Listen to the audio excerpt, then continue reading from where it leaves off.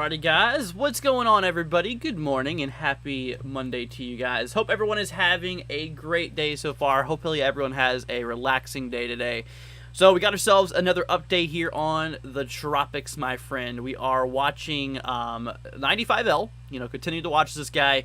We have some new updates on the Tropics here with the models and everything like that. Things are definitely looking a little interesting with this system. Still, we have a bit of support showing it coming towards the U.S., as we'll talk about that here in a second. Anyways, let's go ahead and see who we got here for today. We got ourselves Justin. We have Cool. Let's see here. We have Ladar. Let's see here. We have Mary. We have Caden. We have Logan. Let's see. We have Carrie. We have Jill, Bonnie. Lola, we have Thomas, Mary, I think I already said Mary, but Mary's here as well, and Kobe. What's up, guys? Hope everyone's doing good. Like I said, good morning to everybody. So, yeah, we are watching the Tropics, my friends, as we are seeing another system roll its way through the region here. Now, in terms of the models, things have, still been projecting pretty crazy. If you guys were here yesterday during yesterday's live stream, you will notice that, this system was set to get a little too close to the U.S., but we got some new information on the system overall as a whole. But first of all, let's go and talk about the probability. So right now, this thing does have an increased probability here. This thing will likely happen in the next 2 days. Like I said, we have a 70% chance that within the next 48 hours or the next 2 days, there is a 70% chance that this thing will turn into a tropical system, either being a tropical depression or a tropical storm here. And over the next 7 days or over the next week, we have a 90% chance overall, a 90% chance probability here of seeing this thing develop once again into a tropical depression or a tropical storm. So regardless, like I said, this thing is definitely looking pretty good in terms of the odds of forming over the next couple of days. Whenever it comes to the Hurricane Center here, they actually mention that this system here will likely form. Let's see here. They said it will likely form here. Let's see, tropical depression around midweek. Right around midweek is what they were talking about. So kind of right around, maybe around Tuesday, Wednesday or so. Basically in the next 2 days, there's a good shot this thing will become another system, another named system potentially, as this thing works its way here to the west. Now, we're going to go and hop you guys over here to the models. I really want to show you guys the GFS. This model has been absolutely crazy. There's a big track trend on it, but there's something that's a little bit concerning. That high pressure system we were talking about here yesterday, guys, it seems like the models here, once again, the time's in the top left if you guys want to follow along right here. It's in Eastern time, by the way. But whenever it comes to the system here, obviously we have, the latest GFS showing rapid strengthening. That's a big difference. That is a huge difference compared to what we've seen here yesterday. Yesterday, the model, the GFS, was not really showing strengthening happening until after it pushes through areas of the Lesser Antilles. And look at this. This thing has a major hurricane forming here in the pressure zone of around 930 millibars. That is really, really, really low. That is a very, very, very... like I said, a very, very strong system here overall. Let's see here. I said it was going to be low in Cat 4, and you said it was only going to be a Cat 1 or 2. I was right. We'll try and, like I said, that was the first day of development. We didn't have too much support showing that, but no, after that I said upper Cat 2, or upper Cat 3, lower Cat 4, so... we were both right, actually. Yeah, we were right about, a couple days before it actually happened, thankfully. Then it underwent that IRL replacement cycle, so actually it was in upper Cat 3 as it made landfall because, the system was destabilized a bit. Thankfully, it did lose a little bit of its speed, so obviously it died down a bit before that happened, which was good news, a little bit more weaker than what we were anticipating. Anyways, but like I said, with this system here, this thing is apparently supposed to be a major hurricane according to the GFS model, and you can see that high pressure system we were talking about once again here. Like I said, whenever it comes to Canada, like I said, we got to watch out for this guy. This one tracked its way here to the east. Now, like I said, this is either going to help us or this is either going to hurt us. Like I said, there's obviously a few things that we need to watch out for with this system. If this high pressure system is more to the east, like I was talking about here, this would allow the storm to actually basically inject its way into the U.S. East Coast, which would be a very nasty thing. Very nasty scenario here overall, which, like I said, let's hope that doesn't happen. But like I said, it's a possibility here. Now, the GFS model has that kind of happening. You can see just how close this thing gets to, like, New York City. It gets a little close, according to my comfort, I should say. A little close for comfort across portions here of the northeastern United States. Because, like I said, this high-pressure system is either going to act like a shield or it's either going to act like a barrier to pull it in towards the U.S. Because, like I said, the more east this thing is going to be, it's going to help keep this thing towards the U.S. East Coast. But like I said, if it's further out to the west than expected, that should allow it to just ricochet off of that high pressure system and basically just go back out to sea, which, I mean, even in that case scenario, like I said, even with that case scenario, I would definitely see, still a threat for surging, like we were talking about here yesterday. I still think that's going to be a big problem, regardless of whatever track the system takes, not necessarily surging, but more of the rip current concern, more of the tidal issues. Like I said, rip currents could be, a bit of a problem here overall. And higher waves and rip currents, so that'll be an issue for the U.S. East Coast here overall. Let's see here. Let's see. Alexander says Andrew is focusing on available data and being moderate. That's a proper way to address things, in my opinion. Yeah, like I said, I try not to overhype people for this. Like I said, obviously overhyping is not something we do on this channel. I'm always here to give you guys the latest and the greatest information that we have available, and what I personally think. That's what we go off of, essentially. Let's see here. I'm in Toronto, Canada. Do I have to watch this? No. Toronto is obviously a little bit, far away from the coast here, you could say. But I don't really see Toronto being a big problem here. I really don't see Toronto being a big problem here overall. But anyways, like I said, it's just really crazy with this model. I mean, this thing has rapid strengthening. I mean, rapid development out there. It's crazy here. Let's go and take a look here at the, let's see, the simulated IR, the infrared satellite. But look at that there. This thing becomes a beast of a hurricane as it works its way here towards the Lesser Antilles. And like I said, the northern Lesser Antilles for the Windward Islands definitely have got to monitor this situation here because, like I said, regardless, this thing's going to be getting a little too close for comfort, you can see, towards those regions. And which, obviously, if you are across the Lesser Antilles, I would definitely monitor it. I mean, even places like, Puerto Rico should monitor this. I mean, Dominican Republic, the northern side, as well as Haiti, obviously, and the southern Bahamas. If you're across those regions, I would definitely monitor the progression here as well. Because, like I said, even if it does not make a direct landfall over those areas, it will definitely, once again, rock those waves for sure. For the most part. So got to keep an eye out there for that. And on top of this, guys, you also, for the people out there in Bermuda, should monitor this as well. Bermuda, really a lot of places need to monitor the system here. So we have Bermuda out there, we have the U.S. East Coast, as well as, the northern Lesser Antilles, as well as portions here of the, Puerto Rico, like I said, Dominican Republic, Haiti, and southern Bahamas. Really, all of those regions need to be monitoring this system because it could get a little close for comfort for some of those regions out there. Mary says that's a big storm. It is a big storm. It is actually supposed to be a pretty big system here overall. But yeah, the GFS has this thing going absolutely ham with this latest model here. I mean, seriously, getting pretty daggone crazy. And like I said, once again, it's trending again right there towards the the place here. Gosh dang it, I had to sneeze it. It always goes away.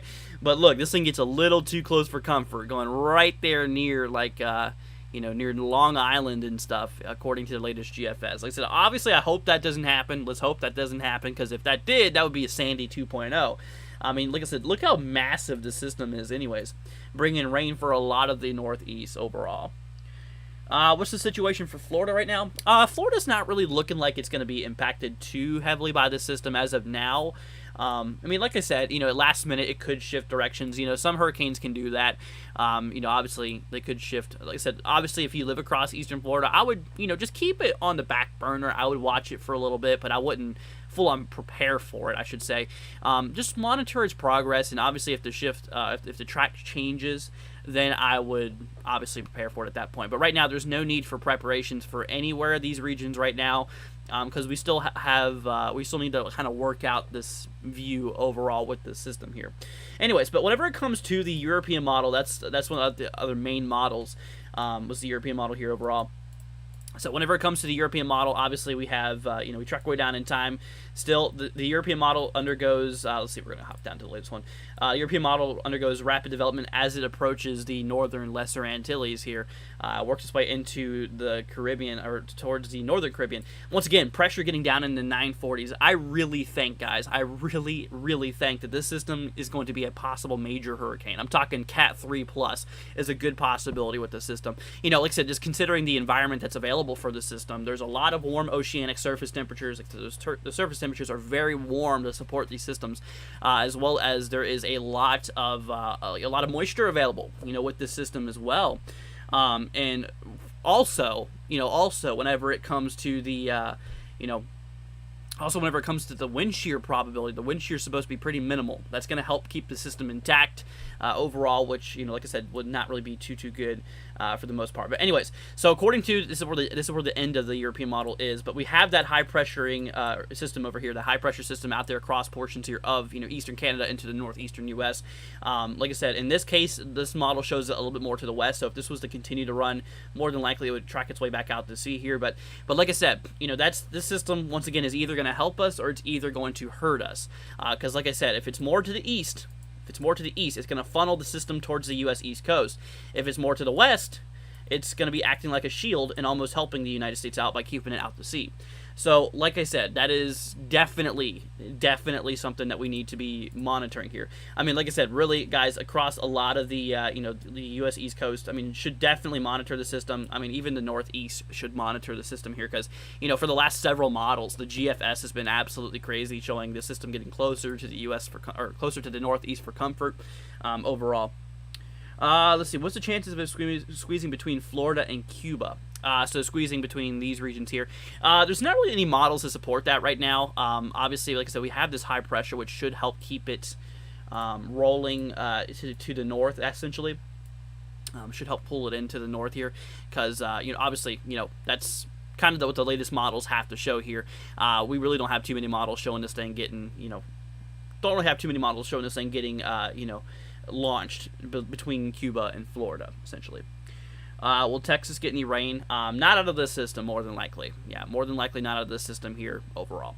But anyways, we're going to go and hop over here to the CMC model. This is another model we were looking at here yesterday. And then we'll take a look at the spaghetti models and stuff like that.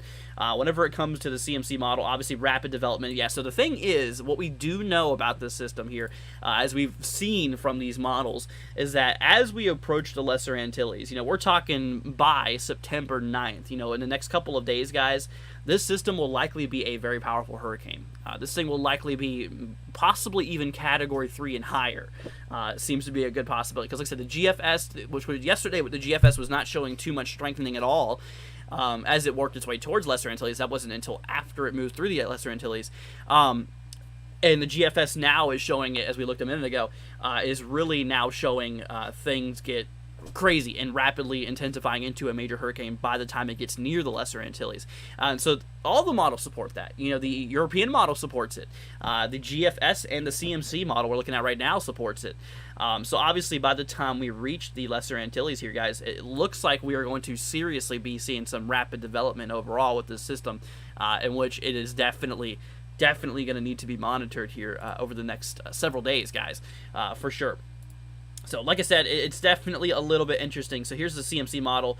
Obviously has this thing getting a little close for comfort, like I said, towards the Lesser Antilles there. Which obviously, if you're vacationing in the Lesser Antilles, obviously monitor the progression of the system. Keep an eye out there for it. Same thing for portions. I'd even say Bermuda should monitor the situation because, like I was explaining before here, say the best case scenario. This is the best case scenario I perceive happening. So the system tracks its way up here, and like I said, hopefully. The best case scenario is it basically rides between Bermuda as well as the United States, kind of similar to what Franklin did here recently. Like I said, that's what I see being the best case scenario. And like I said, even at that point, even if that was the case, this would still cause a lot of rip current issues and tidal issues for the U.S. East Coast, and not to mention could put Bermuda at risk as well. Could put Bermuda at risk as well. So, like I said, I really don't see any form of way of this really not being any form of impact somewhere. It definitely looks like it will be causing some impacts, across some coastal areas. Like I said, if it's not directly, it'll be indirectly with those tidal issues like we were talking about overall. But anyways, like I said, that is essentially what we are, watching. With the system here, but then like I said, some of the other models have this thing, like the GFS has this thing getting a little close to the U.S. East Coast for the last several days. The GFS, or the last several runs, my bad, for the last several runs, it was showing the system getting really close to the U.S. East Coast here. So I'm gonna go ahead and show you guys exactly what I'm talking about. So we hop on back over here to the eastern United States here. Let's go ahead and see. overall. So we worked our way to yesterday afternoon, or yesterday morning's model. So this was yesterday morning. You can kind of see how it gets a little close to the mid-Atlantic there, but then it rides just barely off the U.S. East Coast. That was yesterday morning's model, okay? Now look at this. So now when we worked our way into yesterday evening in terms of the GFS model here overall, this system had it hitting literally eastern portions here of North Carolina, going straight up through the Mid-Atlantic and just riding up the U.S. East Coast. Like I said, that would be the worst case scenario. That would literally be terrible if that happened. So let's hope that doesn't happen. But that was the yesterday evening's update here. And in terms of the late evening, early morning yesterday into early today, the model did not kind of withdraw. It kind of withdrawed away from North Carolina there, but it still has it getting very close, very, very close to the northeast and then hitting portions of eastern Canada almost head on there. And then, like I said, the latest model right now, the 06 Zulu run. This is the latest one at the moment right now. That high pressure squeezing to the east here, and it's kind of funneling the system into the U.S., making landfall across the northeast, according to the according to the GFS here. Which, like I said, let's hope that this doesn't happen overall. Let's see here. Good morning, Andrew. Good morning. Let's see here. I meant to ask you, how do you measure millibars? Let's see. So basically, so I guess you're wondering, what is considered a strong low or something like that. So 1,013 millibars, that's average sea pressure. That is like normal pressure. Anything above 1,013 is considered high pressure. Anything below is considered low pressure. So typically during Category 1 hurricanes, you see the pressure anywhere from usually in the 990s to 980 millibar zone, sometimes in 970s. Category 2, usually see it 970s, 960s. Cat 3, 960s, 950s in terms of things. Cat 4, 940s, 930s. And obviously, sometimes even higher pressure could be associated with that. But anyways, yeah. So I think that's what you're trying to ask overall in terms of how do you measure this. I've always used millibars over inches. I know a lot of non-weather enthusiasts, a lot of non-weather people use inches of mercury. I don't use that personally. I think the millibar system is a lot easier. So, because you don't have to worry about decimals or anything like that. It's a lot easier. It's definitely a lot easier overall. Nick says, remember to smash that like button, guys. Thank you so much, Nick. Greatly appreciated. Like I said, guys, we're going to be here for y'all. Make sure you guys are getting updated. Once again, we're going to do another live stream on this evening for you guys. Like I said, I'm going to start, until the system is gone, I'm going to do 2 updates a day. I'm going to do one in the morning, and I'm going to do one in the evening, okay? So we'll make sure to keep you guys informed. But yeah, like I said, that's the latest GFS model. Have this thing getting way too close for comfort. Like I said, that would be Sandy 2.0, essentially. And let's hope that does not happen, because like I said, that would be extremely impactful. I mean, according to the GFS, this thing is still showing like a Category 1 hurricane here. Let's see here. Sean says, would it be hitting South Florida? Like I said, right now there's really not much model support of it hitting portions of South Florida. I mean, I'm still not going to rule out that trajectory because, like I said, I mean, this is still a couple of days out. This could definitely still change. But for most of the models having it kind of riding between Bermuda for the most part and the U.S. East Coast. Some of them, like you said, as you could see, hitting the U.S. East Coast in some cases. Like I said, mostly between Bermuda and the U.S. East Coast overall. But, like I said, this is a system that we're definitely going to need to be monitoring here very closely regardless. Because, like I said, even best case scenario, what I personally, like I said, what I see is it going between Bermuda as well as the U.S. East Coast. Once again, that's still going to cause a lot of problems for, rip currents and stuff for the East Coast. For the people that's going on vacation, going to the beach and wanting to get out into the, like I said, wanting to get out into the waters. Like I said, that would not be a good thing because, the rip currents can pull you away from the shoreline and obviously could be, an overall problem. But anyways, so Sean, yeah, I don't see it right now hitting southern Florida. Let's actually go and take a look at these spaghetti models, y'all. We're going to go and hop you guys back over here real quickly to the screen here. Yeah, that's the HWRF model. This one, like I said, this kind of seems to be the latest trend of this thing becoming a major hurricane by the time it reaches the Lesser Antilles. Seems like a better probability now. Because, like I said, yesterday the GFS was not supporting this thing, really kicking up here. until after it moved through the Lesser Antilles, after these islands. Like I said, possibly just remaining a tropical storm until that point. But now the GFS is showing a major hurricane, possibly Cat 3, Cat 4 upon arrival of these regions here. But anyways, let's go ahead and take a look here at the spaghetti models. Obviously, if you guys have been tracking the tropics, you guys probably know what spaghetti models are. Basically, all the main hurricane models in terms of their track, basically kind of, plotted on one map here. So let's go ahead and hop you guys over here to that real quickly. So here's the latest spaghetti models. You can see how they're bunched together. That's pretty good. That means that, that basically means that there is a decent amount of agreement in terms of track. So obviously the models agree, the system within the next day being somewhere around here, within the next 2 days, somewhere around here, 3 days here, 4 days here, 5 days here. So yeah, we still have a couple of days before the time it reaches, the Lesser Antilles, and that's what I'm saying. So much things can change in 5 days. Like I said, it's barely even reaching the Lesser Antilles with that 5-day outlook there, in 5 days from now. So I can only imagine the information that's coming through is going to be much more clear by the time it reaches there overall. But like I said, yeah, the models are pretty bunched together, as you can see here. I mean, there's not really too much space in between them, except for the HMNI, because, like I said, that's a good thing. Obviously, they're showing the models are, in fair agreement with the track overall for the next several days. And like I said, we are expecting gradual movement to the west-northwest here, in which, that is expected. Now, look at this, guys. I'm going to go ahead and bring you guys over here to the intensity. So here's the latest intensity guidance, and it's a little concerning. It is definitely a little concerning. What's the chances of this thing becoming a name system? I rarely say this, but I think it's 100% chance this thing's going to become a name system. All the models support this thing, except for, COTI and CTCI, which are pretty interesting models. Anyways, but you can see that middle point, like I said, that line of best fit there, literally driving that middle ground is what you got to take usually on these models. You can see how it has gradual development, even in the, major hurricane status. What's considered a major hurricane is basically Category 3 and higher. And you can see majority of the models have this thing getting into Cat 3, Cat 4 standpoint, which, like I said, it's a little interesting.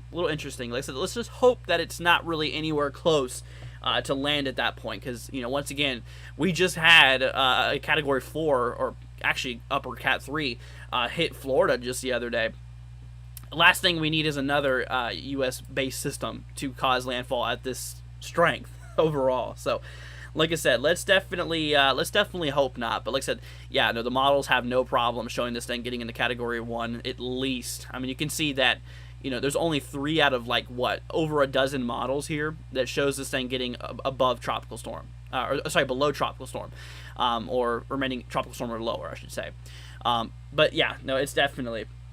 only 2 models are about Cat 5. Yeah, kind of. Actually, the HFAA, or HFAI, that one has a Cat 5, but once again, that's just one model. I mean, right now, I don't see any solid support that this thing will become a Category 5 at the moment. But like I said, definitely going to need to be monitored here for the next several days. And like I was talking about, once again, guys, the best case scenario is this thing just continuing to, kind of pull like a Franklin almost. And like I said, even if it does that, this will put Bermuda once again at risk. As well as the U.S. East Coast still, because of the the tidal issues, in terms of surges and all of that. Would be a problem. So, like I said, let's just hope for the best. I mean, obviously, got to keep an eye on it. Here's the latest satellite imagery. I've not looked at it yet this morning, so this is kind of a ride from, kind of a ride for both of us here. So yeah, you can obviously see that circulation. You can obviously still see that counterclockwise circulation. That low pressure system is, becoming well developed here for the most part. Thunderstorms are looking a little bit better than they did yesterday.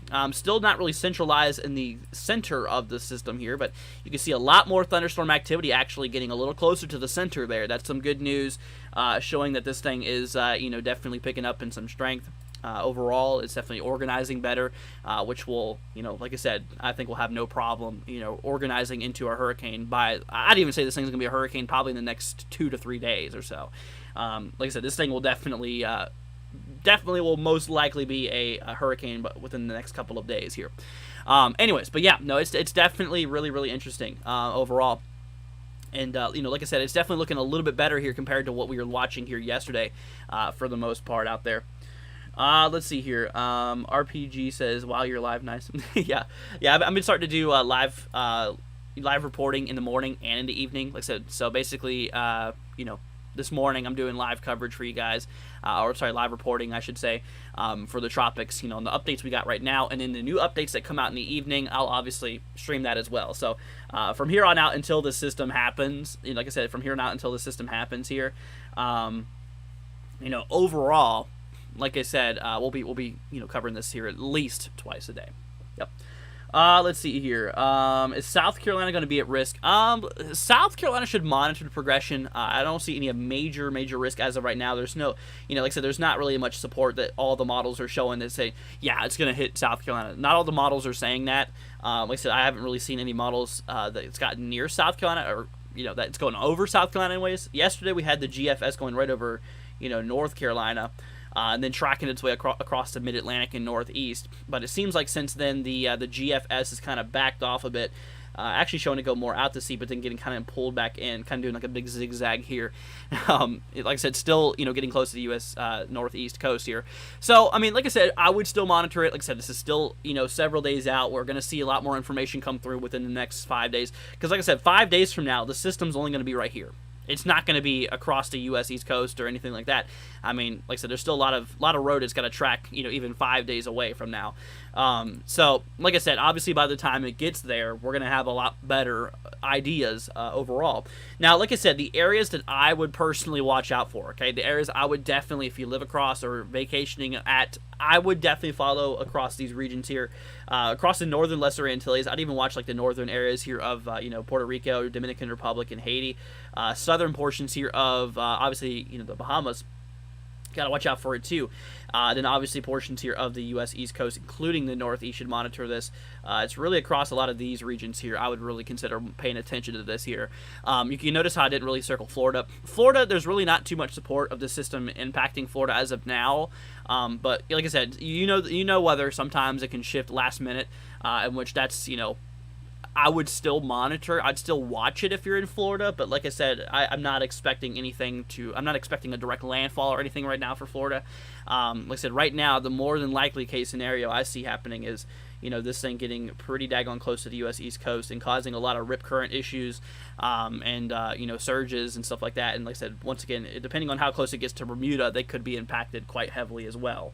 But like I said, it's definitely a little close for comfort. I mean, like I said, even the best case scenario, like I said, there's going to be some impacts on the coastlines, because like I said, if you have a massive system of such great magnitude and great strength, it's going to rock those seas crazily. Like I said, it's going to rock those seas all crazy. So obviously all the marinists out there who's obviously like I said, shipping shipping boats and stuff like that work their way towards the East Coast, this could be a problem for them. And obviously, to the boaters out there who's in the, the West Atlantic here, should obviously monitor this. Because like I said, this is going to have some problems on the marine or in terms of marine activity as well. So, got to watch out there for that. What's up, Wing? Hope you're doing good. Glad to have you here. But like I said, guys, yeah, we definitely have got to be monitoring the situation here for the next, several days. Like I said, it's definitely, a little bit interesting.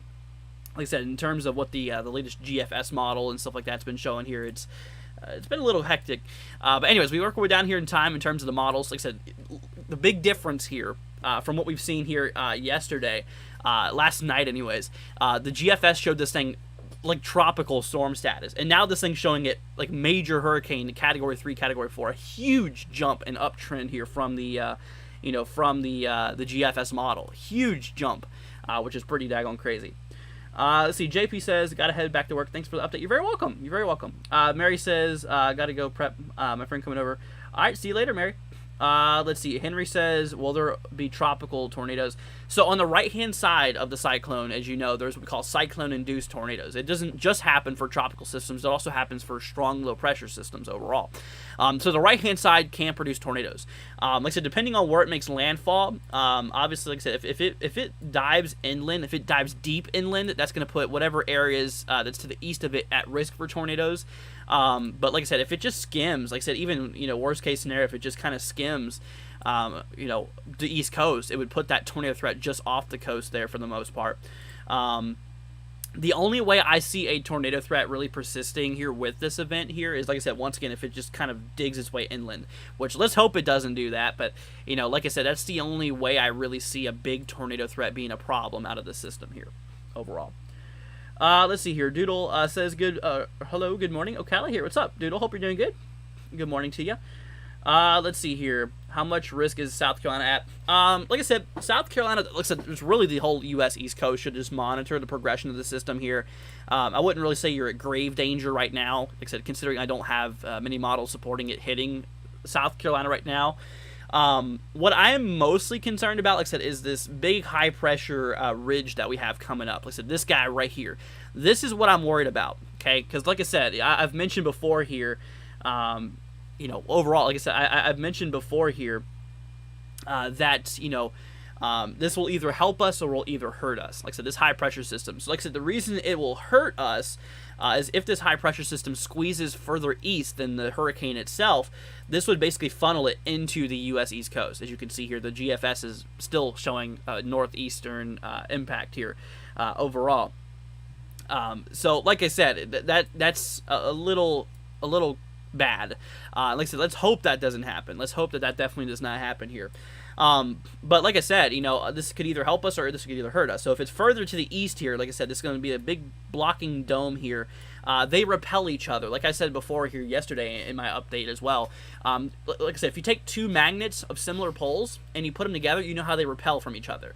That's what tropical systems and high pressure systems do. They don't converge. They don't run into each other. They bounce off of each other. So overall, you know, like I said, if this thing's further to the east, this is going to be bouncing off this high pressure and actually going inland towards the U.S. But like I said, if it's further to the west here, which like I said, hopefully it will be, this will actually act as like a shield and actually ricochet it back out into the coastline. Or sorry, back out in there into the Atlantic, I should say. And like I was saying, you know, even if it does do that scenario overall, still, once again, impacts for, you know, surges, not surges, I always say surges, I'm used to still talking about that system that just hit Florida the other day. It's going to be bringing rip current concerns, like I was talking about, you know, could be a possibility. Let's see, suspicious high pressure, yes. Like I said, once again, it could either help us or it could either hurt us, you know. Let's hope that it's tracked, let's hope it slows down and doesn't track as far enough to the west, or doesn't track as far enough to the east, because, you know, if this system here is, you know, east, or if the high pressure system is going to remain east of that, you know, that hurricane, that wouldn't be good for the U.S. East Coast. That would funnel it right into land, which would definitely be very impactful. Like I said, let's hope that doesn't happen. You know, like I said, the GFS is wanting Sandy to happen all over again here, which is just terrible. Let's hope that doesn't happen. What does the CFS say? CFS is not really a good model to look at for the tropics. I don't use the CFS. You know, like I said, the main models we use for tropics is obviously like the GFS, the ECMWF, CMC, ICON. I also use like HWRF, HMON, HAFS. Those models are the ones you look for hurricanes. CFS is more of a climate, you know, that's what its name is, climate forecasting system. CFS is meant to kind of show the change in weather over time rather than for exact moment overall. So yeah, no, CFS is not a good model to look at for hurricane development and hurricane tracking. Let's see here. Will it change? Let's see here, and impact the U.S. States southeast coast? So like I said, anything's up for grabs right now. I mean, like I said, you know, once again, the system here is, you know, still a little ways away from even the Lesser Antilles. Right now, here's where the system's at. You know, right here just southwest of the Cabo Verde, I'd say probably 500 to 750 miles to the southwest here for the most part. But like I said, you know, whenever it comes to it here, like from the point A of where it's at right now to point B being across, you know, right next to northern Lesser Antilles, that's a 5-day difference. That's 5 days from now. And so, like I said, it still has a long road to travel, even past 5 days from now. Which, like I said, that, you know, that could easily change its track, and you know, and further updates down the line. So, no, it'll more than likely, definitely, you know, overall, it will more than definitely likely update here, for the most part. But yeah, definitely have, you know, definitely have got to watch out for it. Let's see here. How much risk is North Carolina at? Same thing. Like I said, the GFS was going crazy for North Carolina yesterday with that 18Z run, I think it was. Let's see here. Yep, it was the 18Z run. You can see here yesterday the GFS was showing very bad things happening for North Carolina.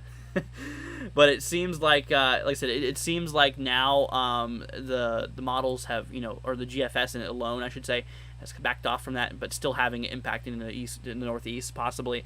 Once again, we're gonna have to monitor for that overall outlook. But like I said, in terms of other models like the European model with the Zero Zulu run from, like I said, late last night, early this morning here. The latest one here, actually, as you can see, kind of has this thing tracking more east than what, overall more east than what the GFS overall shows. And like I said, if this is where the model ends, by the way. If this model was to continue, it would more than likely just kick it out to sea further. That would be the best case scenario. Like I said, that would definitely be the best case scenario. The further away from the U.S. East Coast this is, the better this will be for all of us here. And like I said, I mean, even if it still tracks that way, it could still put, obviously portions of like, Bermuda at risk as well, for the most part. But, yeah, definitely, definitely still, regardless of whatever track this thing gets near, it's going to be pretty impactful overall. I mean, like I said, you can see the European model, that little speck right there, that's Bermuda. That little, right there, my crosshairs, that little speck right there, that is Bermuda, my friends. And you can see just how close the European model, the ECMWF, has this thing getting to it, which is, just a little bit interesting out there. Definitely a little bit interesting. Like I said, would likely be pretty impactful overall. Anyways, but we're gonna go ahead and hop you guys back over here, y'all, to the main, like I said, to the main hurricane models. Like I said, the spaghetti plots, I should say, in terms of 95L. That's the name of it right now. It's called 95L. That's what we call an invest. It's basically an investigating storm we're watching here.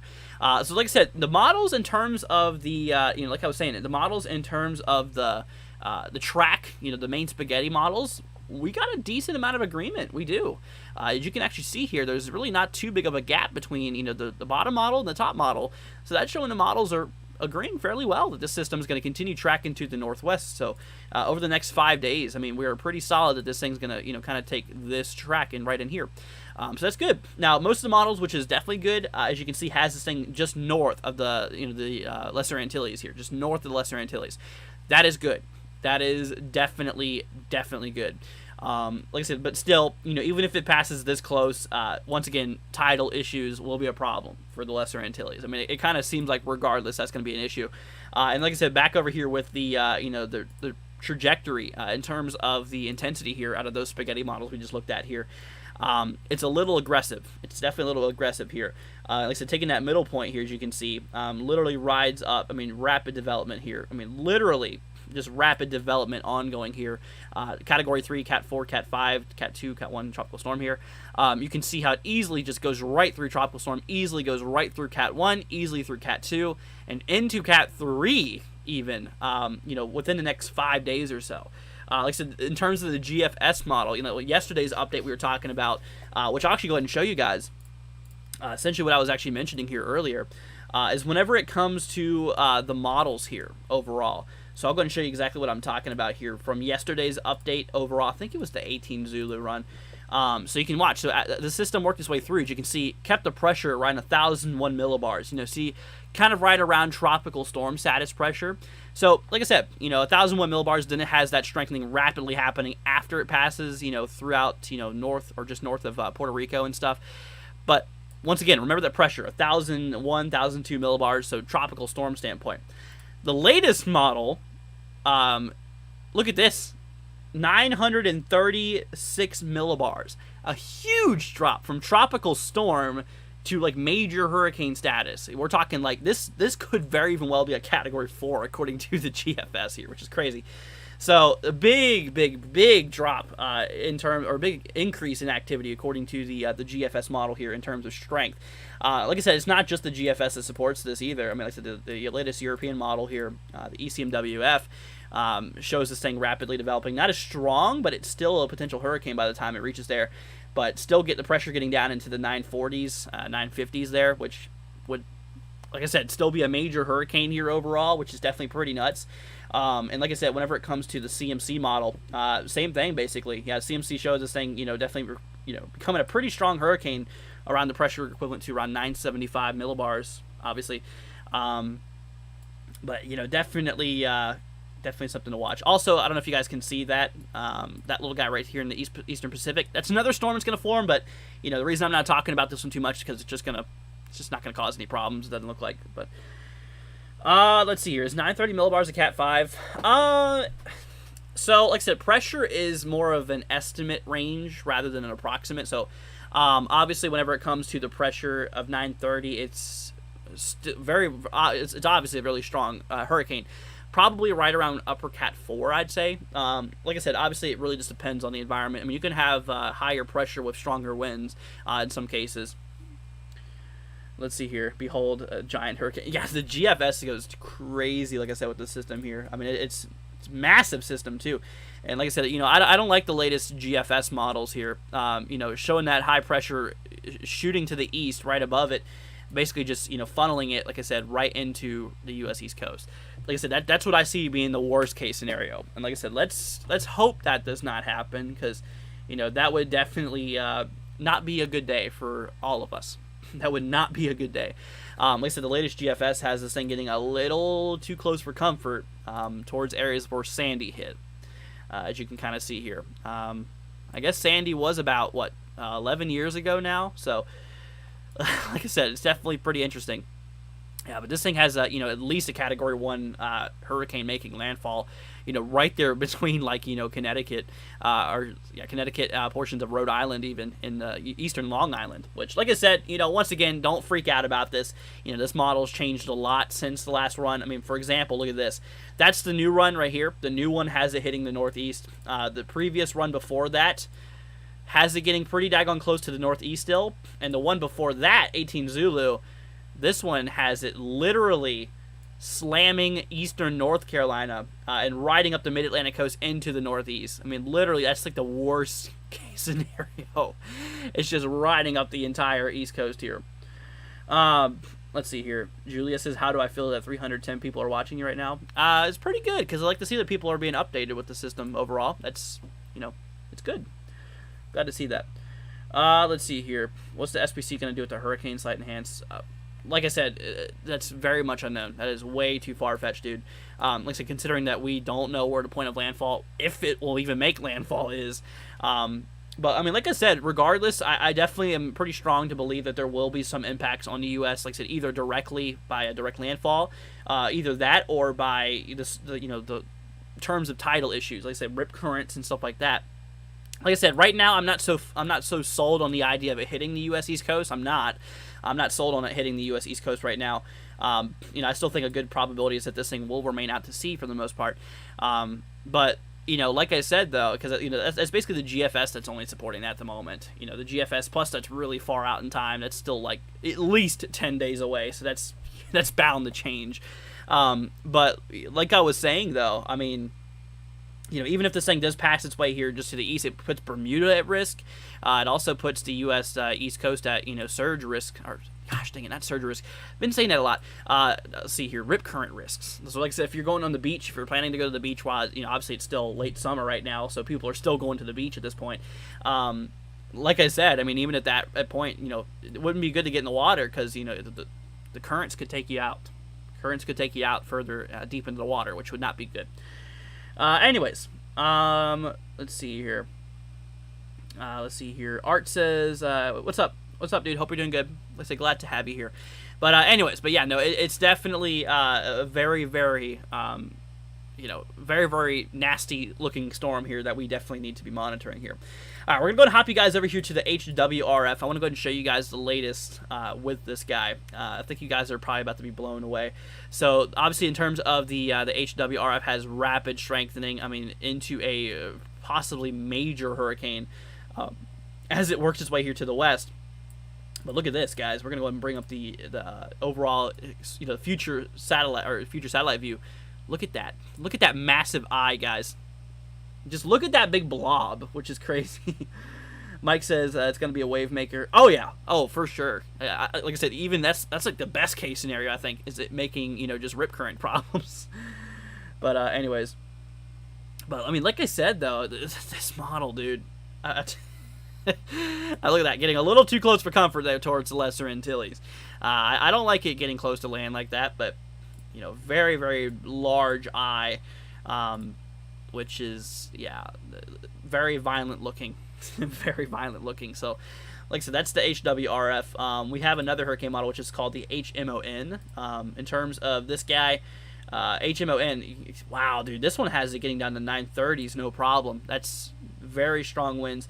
Sustained winds of 122 knots. Let's see here. So that would be, let's see here, knots to miles an hour. So 122 knots would be equivalent to 140 mile an hour sustained winds. So that's like mid-level category 4 according to this model here. So mid-level cat 4 according to this in particular model here. HWRF here overall. This one shows at its peak 115 knots, which I think 132. Yep, 132 miles an hour. That would be, like I said, that would definitely still be in Cat 4 range. So between the two, the well-known HWRF HMN models showing Category 4. And like I said, even with the GFS, y'all, you know, with the GFS overall as well, it's crazy. You know, just before the point it hits the Lesser Antilles, you can see few little islands down there. That's actually the Lesser Antilles up there. But at this point, 107, let's see here, before that, or after that, I should say, 117 knots. Once again, Category 4, 134 sustained right there, just as it approaches. There's the Lesser Antilles right there, as it approaches to the north. So, all the models we looked at, HWRF, HMON, and the GFS showed this thing being a Category 4. Like I said, would be a Category 4 landfall, or not landfall, but overall, you know, system here. In terms of ECMWF, though, the latest European model here, as we work our way down in time, still rapid strengthening on goes with the system here, with maximum winds. This is more the lighter model, showing sustained winds of 102 knots, which would be 117 miles an hour, which I'm pretty sure that's Category 3. Pretty sure that's Cat 3 standpoint. So the models, like I said, dude, they go crazy. Let's see here, CMC. Yeah, we don't have a close run on that yet. But anyways, yeah, no, it's pretty crazy. Here's a zoomed out view of this thing. You know, just rapidly picking up strength as this thing gets pretty daggone close to the you know, to the Lesser Antilles and the Windward Islands here. Let's see here. Eve says good morning. Good morning to you, Eve. Hope you're having a good day. Hope you have a great day today. Let's see here. Biz says, yeah, I wouldn't rule out a U.S. landfall. Yeah, I wouldn't either. Like I said, especially considering that, you know, this high pressure we were talking about, y'all, could either help us or it could either hurt us. You know, like I was explaining here with the GFS. I mean, not just the GFS. A lot of the models support this high pressure system.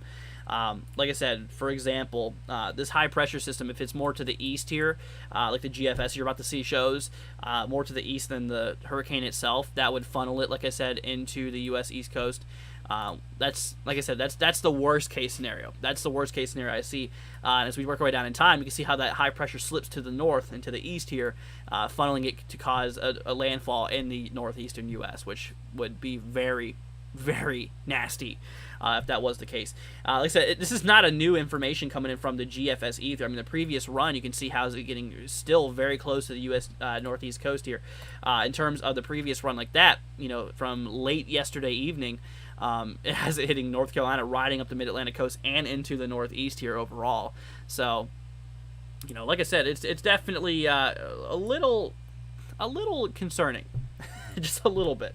But like I said, y'all, I mean, there's still a lot that can change here. I mean, obviously progression is not gonna 100% gonna need to be monitored here overall, y'all.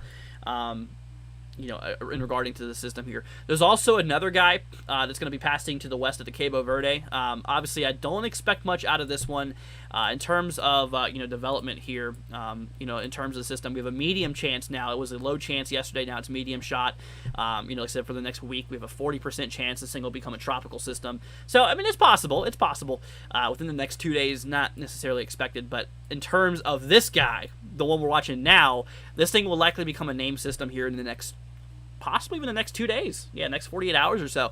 So 70% chance of formation turning into a tropical system here in the next 2 days. And, you know, over the next week, we have a 90% shot for this week of this thing turning into a system. So at this point, yeah, it's basically, it's going to happen. It's going to happen overall. I mean, like I said, in terms of the satellite imagery right now, guys, on the system, it's looking a little better compared to what it was looking at like here yesterday. I'm going to go ahead and bring you guys over here to this real quickly. So whenever it comes to the current satellite imagery here, you can very obviously see that this thing is rotating counterclockwise here. You can actually see that flow here in the waters. You can see how it is, working its way counterclockwise. Like I said, the thunderstorm activity is looking a little bit better than it did yesterday. Still a little, marginally or kind of a little bit disorganized for the most part, but it's doing better. Yesterday we had a bunch of scattered thunderstorms all around the storm here, but now it seems like it's becoming more centralized in one location there, which is good, showing that this thing is trying to develop here. But yeah, no, absolutely. This thing is definitely, picking up in some organization there, which is definitely some good news. Let's see here. Hi there. I'm in Jacksonville, Florida. Should I be worried again? Like I said, I wouldn't be worried. I would just, I would keep an eye on it. Like I said, right now there's not too many models that support it hitting Florida directly, which obviously that's a good thing, because like I said, Florida literally just got rocked just a couple days ago. Last thing they need is another system to roll through. But like I said, I wouldn't be too concerned for it right now, because actually most of the models have this thing pulling north and away from Florida. So right now I'm not really worried about Florida too much right now. My main concern is, problems with rip currents on the East Coast. Like I said, we still can't rule out a possible landfall in the Northeast. That's still, not ruled out here. Let's see here. Poland says hi. What's up? Hope we're doing good. Let's see here. Romeo says hi. We have a hurricane making land close to the region late next week. I hope it doesn't knock down trees. Tornado did. Thank you. God bless you. Yeah, like I said, hopefully it does not, once again, hopefully it does not make landfall. Because like I said, on that tornado threat, the right-hand side, here's a little bit of a fun fact for you guys. On the right-hand side of the system, that's where tornadoes happen. On the left-hand side, they can't, because that's where, obviously the right-hand side is where your ingredients are at. Your strongest instability, your strongest winds are on the right-hand side. So the only reason I see a big tornado event happening out of this is if it digs its way deep into land, which would put the eastern side of the cyclone at risk for possible tornadoes. But like I said, if it literally, still a really bad scenario, if it scrapes the U.S. East Coast, I mean, it would. The good news about it is that it would more than likely keep that tornado threat out to sea, which would be a tornado threat for the fish out there. But yeah, so that's kind of what we are. That's kind of what we're looking at there. Let's see here. Praying for everyone on the East Coast. Yeah, like I said, it's going to need to be monitored. And like I said, I mean, once again, best case scenario here. This thing kind of travels between Bermuda as well as the U.S. East Coast, still causing rip currents issues for the East Coast, and puts Bermuda at risk as well for those rip currents. Not only that, but possibly even direct impacts on Bermuda can't be ruled out either. So Bermuda's got to monitor it. The East Coast of the United States got to monitor it. The Northern Lesser Antilles got to monitor this. Southern Bahamas got to monitor this. So that's kind of what we're looking at out there. Let's see here. Let's see. I assume we'll have more information in the next 5 days. Yes, we will. We definitely will. Let's see. What's up, Finn? Hope you're doing good. Emmett says hello. What's up? Hope you're doing good as well. But yeah, like I said, guys, yeah, we just got to monitor this. Once again, y'all, we're going to be doing another update on this system here later on here for today. Because like I said, obviously we're going to get more information here tonight on this system here. So by the time, tonight rolls around, we'll have some new models and stuff like that rolling through, and I'll be able to, explain you guys the newest information. Like I said, right now the newest information is what we looked at already for the most part. Let's see here. As of now, Puerto Rico will get a lot of water, especially if it slows down and becomes stationary. So whenever it comes to the models here, as you can see, the majority of the models, so obviously Puerto Rico is right there. So according to the models, like I said, the GFS has this thing passing north of Puerto Rico, which I don't see too much of an issue for flooding, anything like that right now. Same thing with the European model. You can see literally just here to the north for the most part overall. So yeah, definitely, I don't see any big flooding risk for, once again, Puerto Rico or anything like that. See, it's been a very active hurricane season so far. It has. And like I said, despite the El Nino, it's been a pretty active season. Yep. And like I said, we're not even at the top of the peak yet. We're coming up to the peak, guys, of hurricane season. It's like this week and the next week is peak hurricane season. So these models are going to be telling something different tonight, I bet. Oh, yeah, more than likely. I mean, they're going to be flip-flopping for a while until we get closer.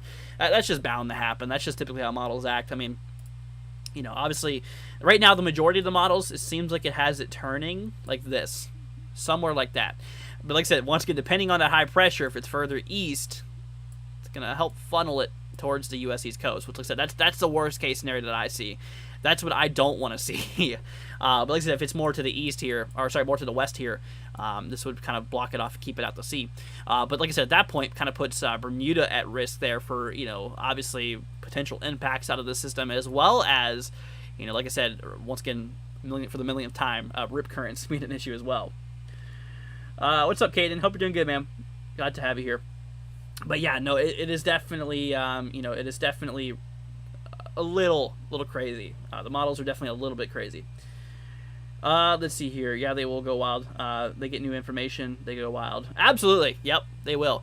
And like I said, obviously, 5 days from now, like I said, the storm here, I mean, just to go and show you guys still how far away the system is. At that 5 days from now, the system is expected to be right here. 5 days from now. This is September 9th. So 5 days from now, the system will still be a while away from the U.S. East Coast. But I guarantee you by this point, we'll have a lot better information on what the system's going to do. Let's see here. I'm doing great. How about you, Andrew? I'm doing pretty good, Caden. Thanks for asking. Appreciate that, man. But yeah, so like I said, regardless, this is definitely going to need to be monitored very, very closely overall. Once again, the GFS, let's hope that doesn't materialize, essentially. It's a little bit ugly. Once again, according to the GFS, it wants another Sandy to happen. We'll have to monitor that. Let's see. A little clarification said, morning, y'all. What's up? Hope you're doing good. Glad to have you here. Hope you are having a great morning. But like I said, guys, that high pressure is going to tell us a lot of information. It's going to give us a lot of info. Like I said, once again, for the people who's just now joining us, like I said, if this high pressure system remains a little bit more further inland, this would act as a shield and keep the system away from the U.S. But then, like I said, if this system, this high pressure system remains further to the east, like the GFS is showing here, this would, like I said, almost certainly funnel it towards the U.S. East Coast, which that would not be good. Not be good. Regardless, like I said, this thing's going to be a big wave maker. And like I said, this thing's regardless going to be having, a lot of potential rip current issues, for the East Coast. I mean, could be a problem. And like I said, it also puts Bermuda at risk too. Bermuda's right there. It's hard to see, but the GFS has this thing getting really, really daggone close. Do I think it could impact southern Florida? So I'm not ruling it out right now. Like I said, considering that 5 days from now the storm is just going to be right here. It still has a bit of ways to travel at that point. But I don't see too much support of it right now going that way. Most of the models I've seen kind of have it pulling to the north, just as it passes just north of like Haiti and Dominican Republic. So right now I don't see any major problems for Florida overall. But I still think that, I mean, even if this thing remains out away from Florida of some degree, it still could cause, some tidal problems, so that's that. Let's see. I personally think it'll go out to sea. Let's hope so. Like I said, even if it does that, like I said, still indirect impacts will be a possibility with the system here. Let's see here. But yeah, no, like I said, once again, I don't expect much impacts on Florida as of now. From the information I have right now, I don't see that. Overall. But anyways, we're gonna go and hop you guys over here back to the spaghetti models in terms of intensity. Like I said, the intensity between the models has gotten absolutely out of control. It's definitely crazy. Mr. Storm says, do I think we'll see a Cat 4? I think it's a good possibility. Yeah, I think this thing will at least get Category 3. As you can actually see here, according to the the spaghetti models in terms of their intensity, that middle point there. You can see how it's just gradual intensification process. It's crazy. It's just rapid intensification here overall. And like I said, you can see how it, easily powers right through Tropical Storm, powers right through Cat 1, Cat 2, and into Cat 3. That line of best fit, that middle point, I'm being generous right now with the models. You can see how the middle point's actually somewhere like this. If you look at that, because you have a few outcasts that are to the south. That middle point's right in here, but I'm being generous by keeping it under that. But yeah, no, you can see most of the models support this thing at least a Cat 3. And like I said, the GFS model, like I said yesterday, was not showing too much happening by the time it reaches the Lesser Antilles. Nothing more than just a tropical storm. Now it's showing like a Category 4 right off the Lesser Antilles coast, which is, a big trend, a big difference. So I'm saying you're going to see the models hop back and forth for a while now, but they're pretty solid on the fact of rapid intensification here. You know, with you know, strengthening being a big problem. A big problem. I mean, like I said, we have a lot of warm oceanic temperatures out there. In terms of, like I said, the surface temperatures of the ocean, very, very warm. I mean, very conducive for rapid development, I should say, which is a problem. And like I said, obviously, whenever it comes to, you know, the moisture supply out of the storm here overall, like I said, some of the models here, we're going to bring up back the GFS. But like I said, in terms of the moisture supply, in terms of humidity levels, across the you know, across the lower to mid, or sorry, middle to the lower to upper portion of the atmosphere here. You know, it does show a decent abundance. We're going to full screen this for you guys here. It does show a decent abundance here of, you know, moisture available. As you can see, a huge load of moisture working its way through. So it seems like dry air is not going to be a problem until its later stages. You can see right there in the later stages. I mean, look how massive this system is according to GFS. It's crazy. But, you know, for its early life cycle anyways, it doesn't look like that, you know, dry air is going to get to it. A lot of warm waters, a lot of dry air. And like I said, in terms of wind shear, you know, with the strong winds and stuff like that, that could, you know, disturb the system. Whenever it comes to it here, there's not much wind shear, as you can see. The winds that you see going around the storm, that's the venting process. Like I said, in terms of the northern hemisphere, at the surface of a hurricane, they rotate counterclockwise. They vent in the upper atmosphere, they vent clockwise. So overall, you know, like I said, you can see that, you know, weak, it's not even that strong, it's just kind of weak wind shear just going around it, but that's not going to be blowing right at the storm, which if it was blowing right at the storm, that would just cause it to rip apart. But there's like little to no limiting factors here whenever it comes to the system's organization. That's why some of these models, or all these models essentially, explode in activity. It's just because of the fact that this thing is just in the region. It actually looks like possibly even some you know, wind shear could be a problem in its later life, and moisture, so that could allow it to possibly rapidly weaken as it approaches the east coast here. But like I was saying, I mean, for at least its like early middle life here, guys, for its early middle life, there's no limiting factors. This thing could get really, really nasty.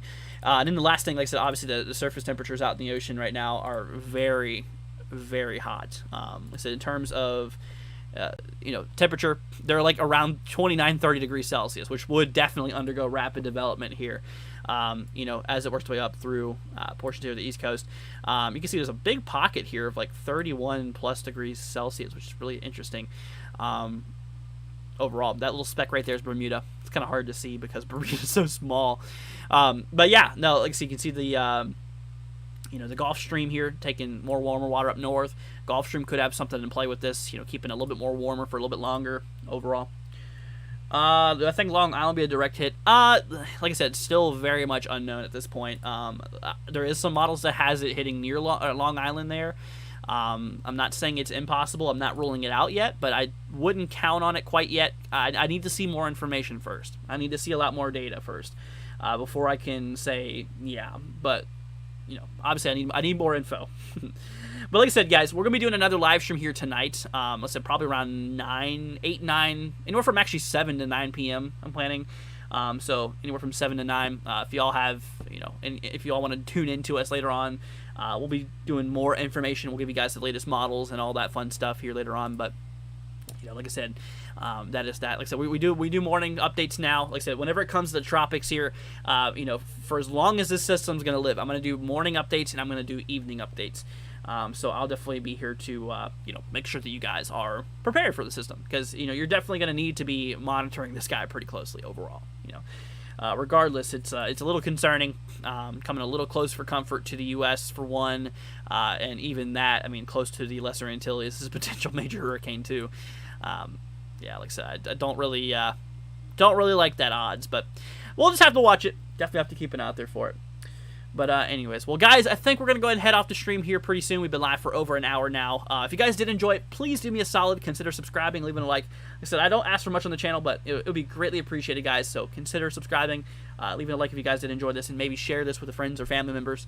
You know, to help spread the word, help keep the awareness out there. But like I said, yeah, in general, guys, we're going to need to monitor this for the next several days. I think that, you know, obviously areas of like the northern Lesser Antilles, I'd even say the southern Bahamas here, and obviously a lot of the U.S. East Coast, should definitely monitor this here very, very closely. I live in Missouri, so I know I'm safe. Nope, it's going to go right for Missouri. I'm just kidding. Yeah, no, I mean, even if it did track its way directly towards Missouri, which is not expected, it would just rapidly deteriorate over land because they can't live over land. They cannot live over land.